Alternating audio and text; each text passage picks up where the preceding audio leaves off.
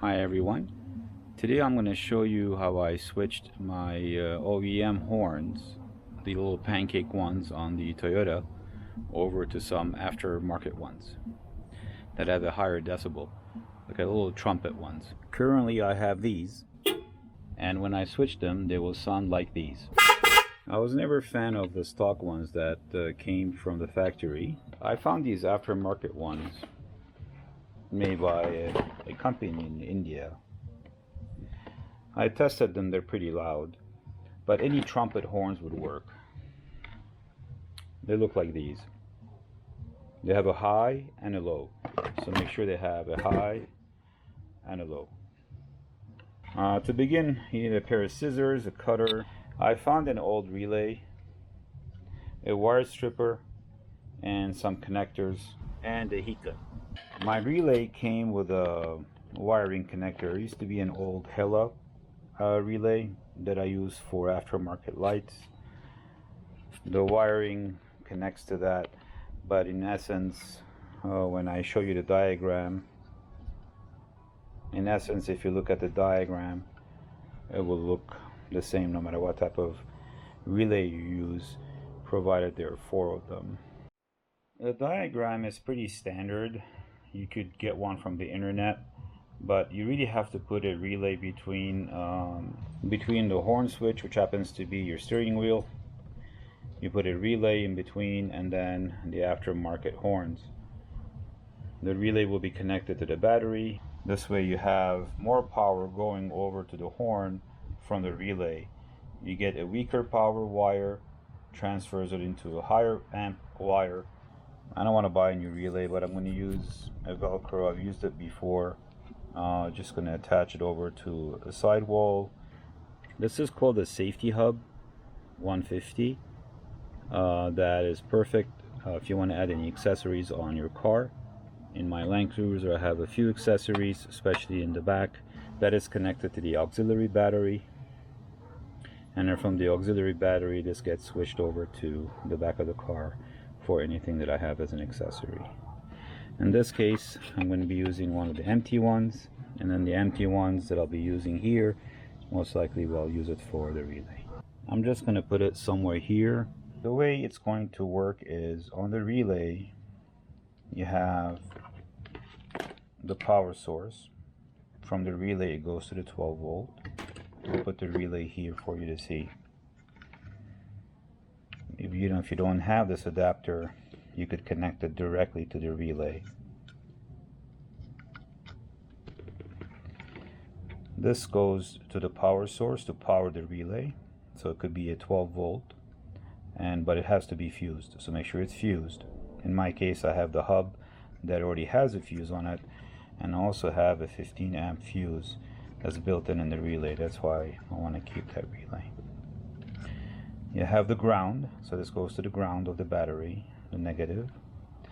And then in this case you have 2 already set up blue wires, and those blue wires, each of which will be connected to the positive side of the new horn. So one of those will be the positive, and I'll show you in a second which one it would be. I'm not sure if it matters or not. So one of the blue ones will go to the positive of each one of the horns. The green, this one will be connected to the OEM wire that when you sound the horn, the horns come on. So this one will be connected to the OEM wire that goes to the steering wheel. That's already built in to the horn. So you just have to connect this over to that. This way when you press the horn on the steering wheel, it gives it a signal to the relay to kick in. The signal then sends the power off to these 2 blue wires that go over to the horns, and then the horns come on.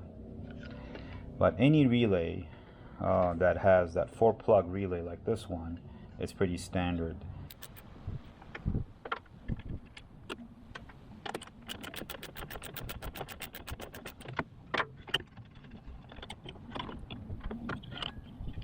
Okay, so it seems like there's only one connector on these, and then it takes its ground from up here whereas the new ones, they have two connectors, one's for the ground and one's for the positive terminal.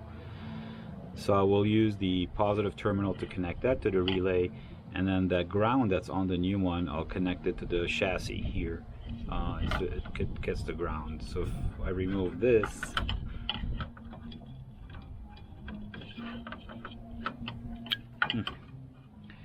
we got only one.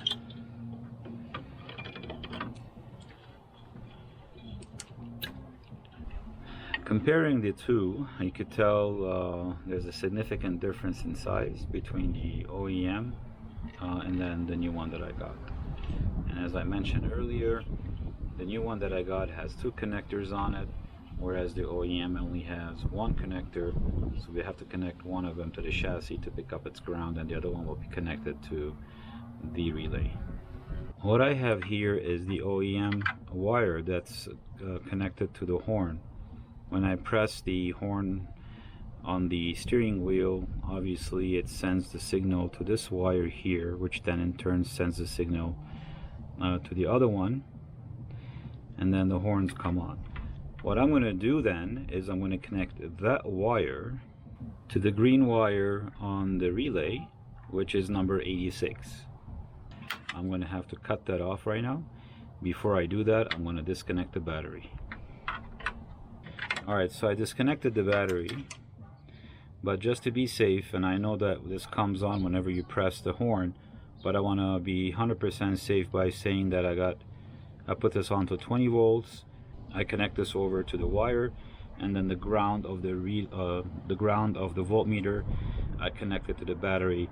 I'm not reading anything. It's supposed to read at least 12 or 11.5 some volts if the engine is not running, but I got nothing coming, so therefore I'm safe to say that there's no voltage coming onto this wire. I can go ahead and disconnect it.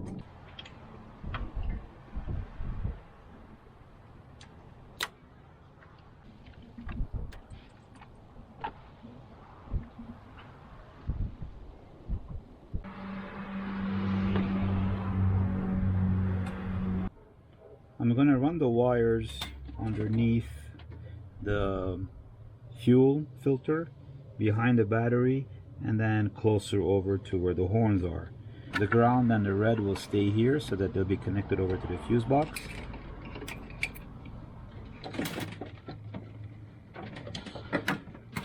I got all the needed wires running through, insulated.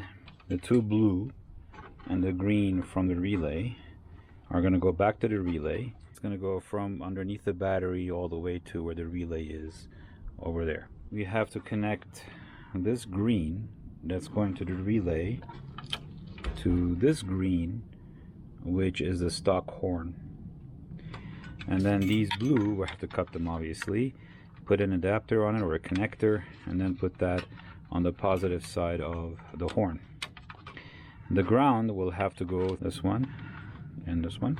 I connected the wire that's going to the horn over here, and I insulated it. So now we're going to connect the two positives going to the two aftermarket horns.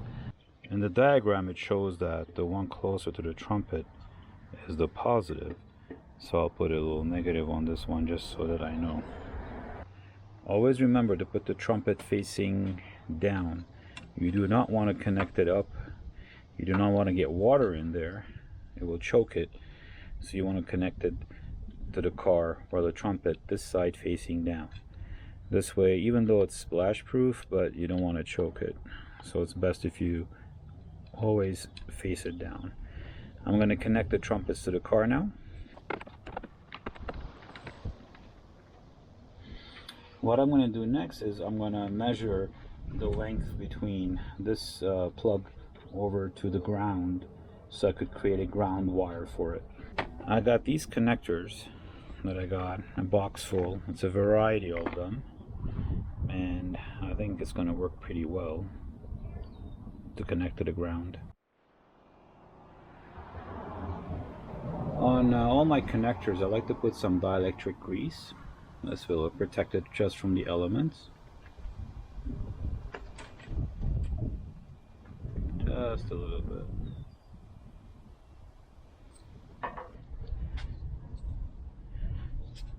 And now I'll run an insulation.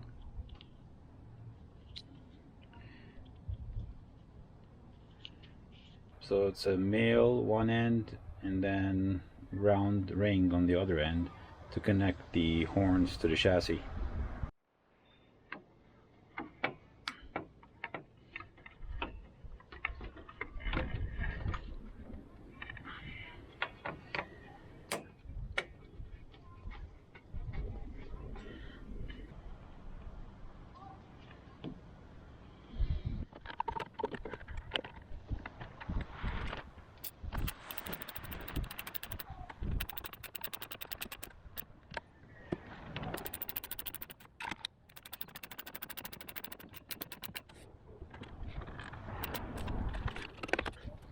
Okay, now I'm going to do the positive one for this one and then the other one. I have this extra insulation. Instead of throwing it away, I'm going to add it on the wire.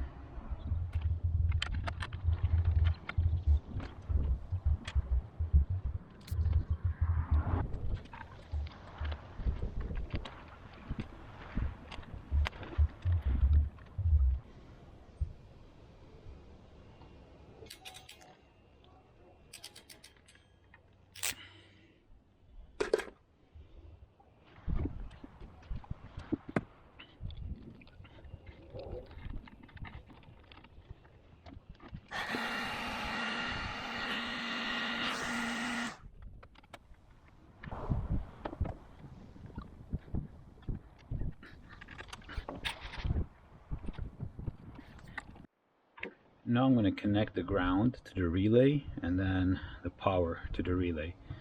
I already found an empty spot here I'm going to use.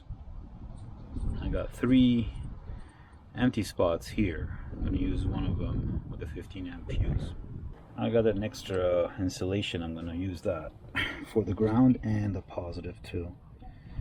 Let's see, this could be a bit long. I'm going to shorten it.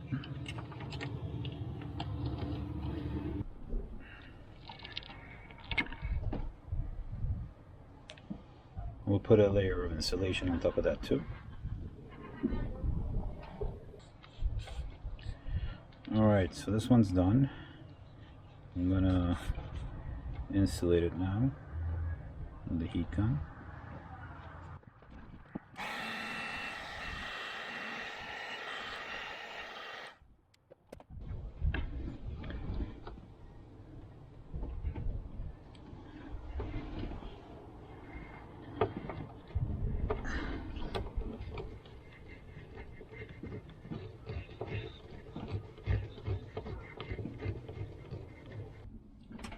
Okay, let's measure. I found another layer of insulation from the wiring harness that I have. It's going to run through it.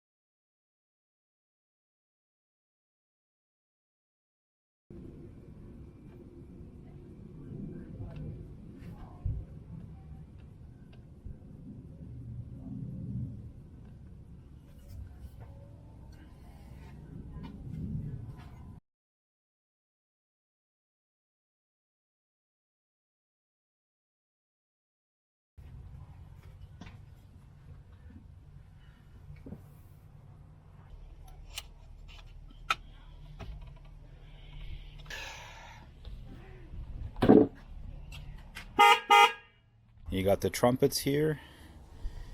Everything's connected from underneath the battery all the way to the fuse box. Thanks for watching. If you learned something today or this was helpful, feel free to buy me a cup of coffee. The link is in the description. Thanks again, and God bless some horns. Hi everyone. Today I'm going to be showing you how to,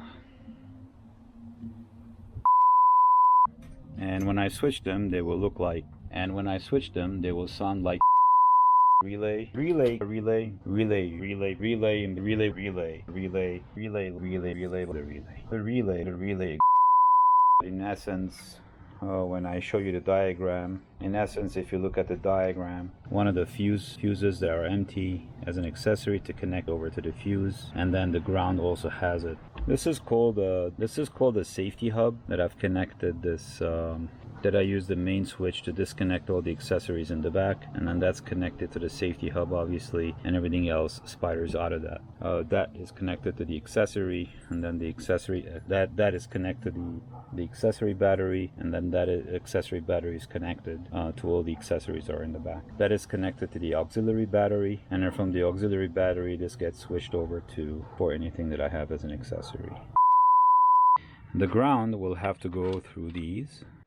According to the manual diagram, it shows that the upper